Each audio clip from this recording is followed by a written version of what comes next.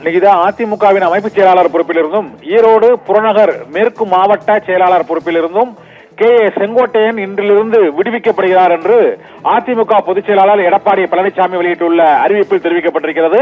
இதனால் அதிமுகவில் அனைத்து பொறுப்புகளிலும் இருந்தும் செங்கோட்டையன் நீக்கப்பட்டிருக்கிறார். அதிமுகவில் இருந்து செங்கோட்டையன் நீக்கப்பட்டிருக்கிறார். 10 நாட்கள் கெடு விதித்திருந்தார் அதிமுக ஒன்றிணைவதற்கு. நேற்று கோபிச்செட்டிப்பாளையத்தில் அவர் ஊர்வலமாக வந்து செய்தியாளர்களை சந்தித்து 10 நாட்களுக்குள் அதிமுகவை ஒன்றிணைக்காவிட்டால் தாங்களே அந்த நடவடிக்கையில் ஈடுபடுவதாக கூறியிருந்தார். இதையொட்டி திண்டுக்கல்லில் இன்று அந்த கட்சியின் முக்கிய நிர்வாகிகளுடன் ஆலோசனை கூட்டம் நடைபெற்றது. துணை பொதுச் செயலாளர் கே.பி. முனுசாமி மற்றும் பொருளாளர் டாக்டர் விஸ்வநாதன் உள்ளிட்டவருடன் இந்த ஆலோசனை கூட்டம் நடைபெற்றது.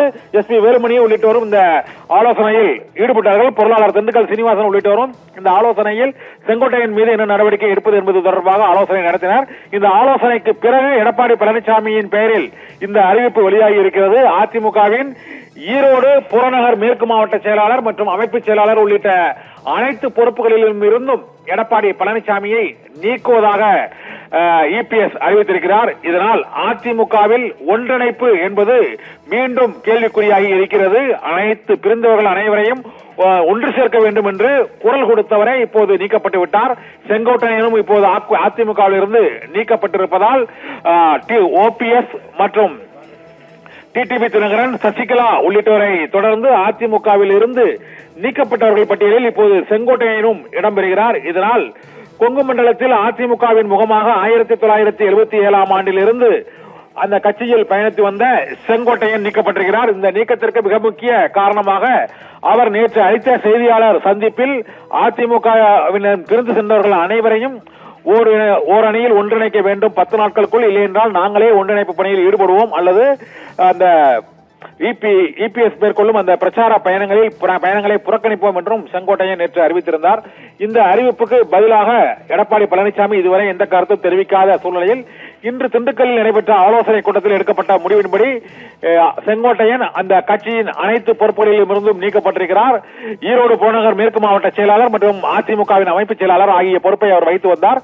இது உள்ளிட்ட அனைத்து பொறுப்புகளிலும் இருந்தும் அவர் நீக்கப்படுவதாக அதிமுக பொதுச் செயலாளர் எடப்பாடி பழனிசாமி வெளியிட்டுள்ள அதிமுகவின் தலைமை கழக அறிவிப்பில் திட்டவட்டமாக அறிவிக்கப்பட்டிருக்கிறது.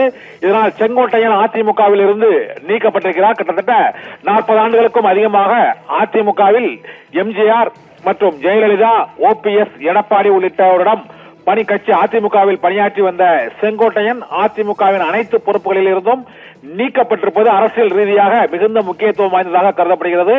இதன் விளைவாக 3 நிகழ்வுகள் மிக முக்கியமாக அதிமுகவில் நிகழும். ஒன்று, அதிமுக பாஜக கூட்டணி மட்டுமே, இபிஎஸ் பிரிவு மட்டுமே நீடிக்கும். அதிமுகவில் பிரிந்து சென்ற தலைவர்களை ஒன்றிணைக்க முடியாது என்று எடப்பாடி பழனிசாமி மீண்டும் ஒருமுறை திட்டவட்டமாக அறிவித்து விட்டார். ஏற்கனவே ஓபிஎஸ், டிடிவி, சசிகலா ஆகியோர் பிரிந்து பிரிந்தவர்கள் தான், அவர்களை மீண்டும் இணைக்க முடியாது என்று இபிஎஸ் திட்டவட்டமாக அறிவித்து வந்த சூழ்நிலையில் இப்போது செங்கோட்டையனுக்கும் அதே முடிவு ஏற்பட்டிருக்கிறது.